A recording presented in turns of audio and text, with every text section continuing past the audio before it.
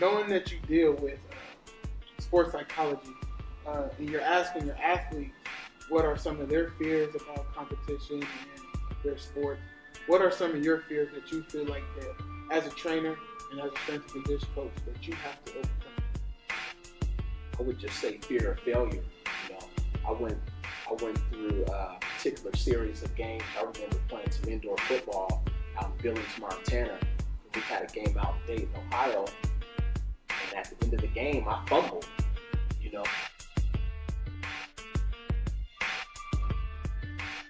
It's a game. And from that point on, I know during that same game, I ended up tweaking my knee. So then I had to miss a couple of games. But when I came back, the first game coming back was against a team from Wichita Falls. And I remember a point in time, it was fourth quarter. We had like a 4th and 4. And in my mind, I'm still remembering that last fumble. And my fear was, I don't want to do this again. Please don't give me the ball, And I'll never forget it because it was one of the worst feelings that I've ever had as an athlete. Don't give me the ball. So from that point on, I was angry with myself, frustrated with myself. And at the time, I had lost one of my training partners that was on the team. He had tweaked his elbow, so he ended up going home.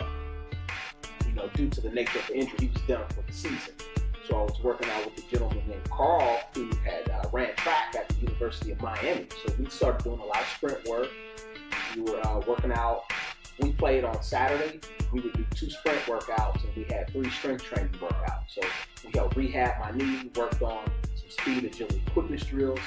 We were doing some linear sprint work. And I came back, I just felt stronger. I had more confidence. And then in back-to-back games, 2 touchdowns, 3 touchdowns. And then I had a 6 touchdown game and then a 5 touchdown game.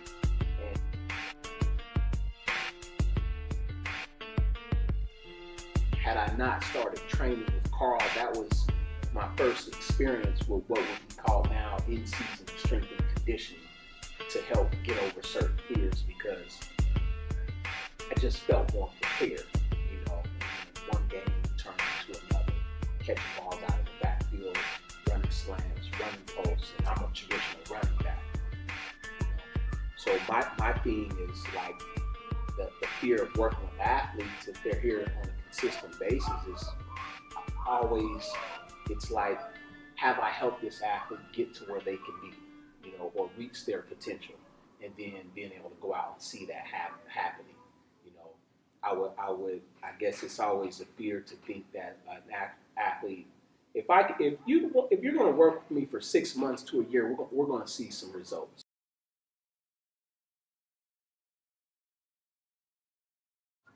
But in the back of my mind, I always have to ask myself, am I doing everything that I possibly can to help this athlete succeed in the training, on the psychological level, on the personal level?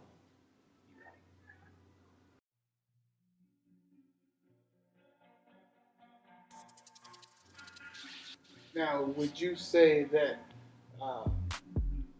that fear of not wanting the ball in critical situations, or that anger, that frustration, that feeling that you let yourself down, is that what motivates you today?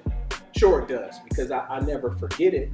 So one of the things for me, you have to address like your failures or your shortcomings, but then how do you figure out a way to channel that energy to go further, or to push beyond your limits, or go beyond like your current beliefs?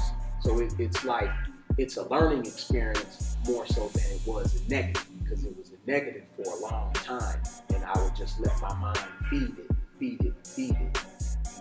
But now I look back, it's a tremendous learning experience that I talk about today.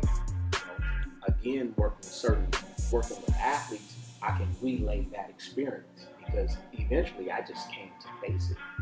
I fumbled, and there was a time in the game I didn't want the ball, and then I had to look deep within myself as far as like the success that I want to have. So how do I attack this, and figuring out, I guess you could say creative ways to do it. Now, do you see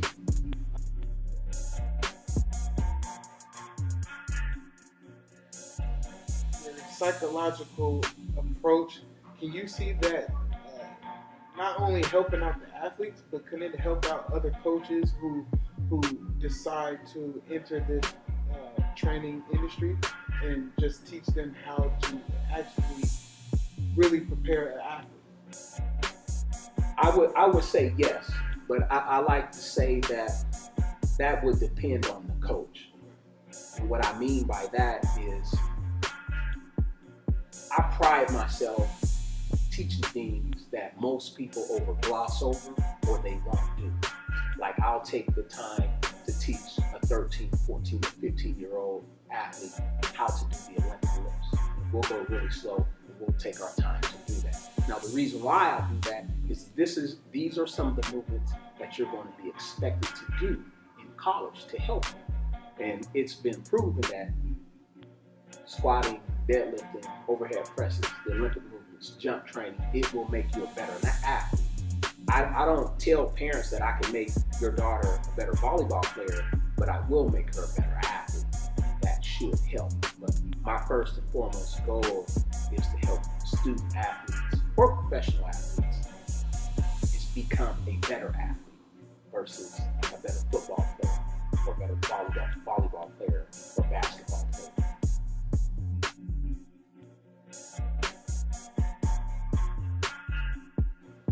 Now, knowing some of your athletes personally, now as they progress into going on to different levels of competition, do you feel that you have to grow with them in order to continue to get the best training effort from them?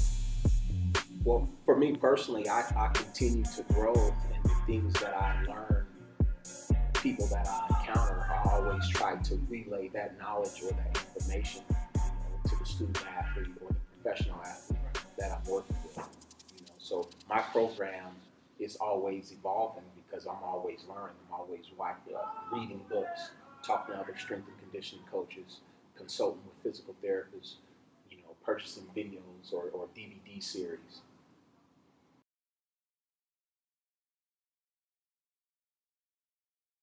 How do you feel about other coaches boosting or pumping up their athletes to make their program look better?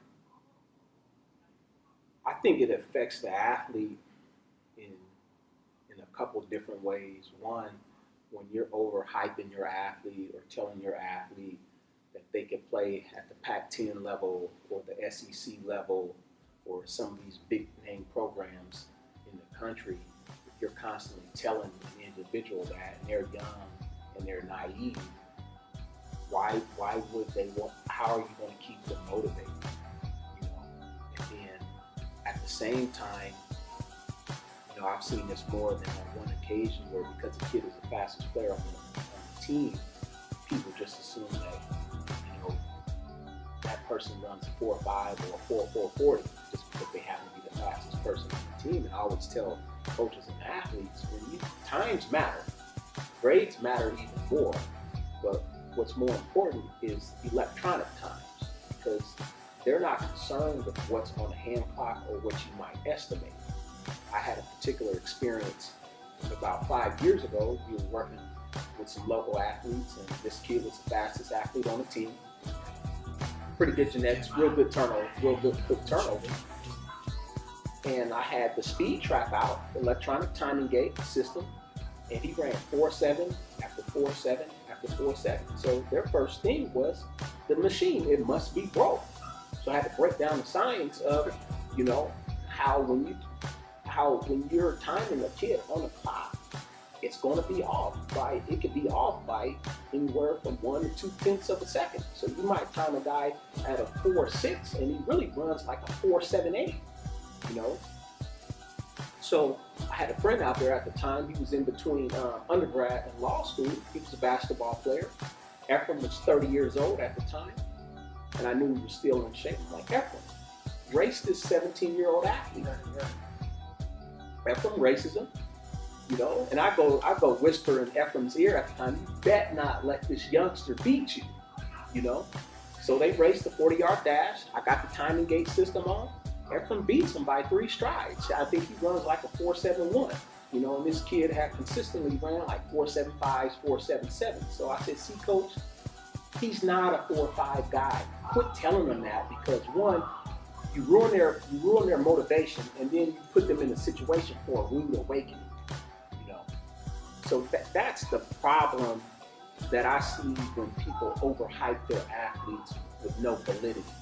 You know, and the thing is, figure out ways to keep them motivated and keep high performance going, not just 1 or 2 good performances or 1 or 2 good seasons when they're young. How can you propel them for success down the road and keep them hungry? And a good example of that is USAW Bolt. Consistent performance and consistent performance. They're figuring out ways to keep them motivated. So, how would you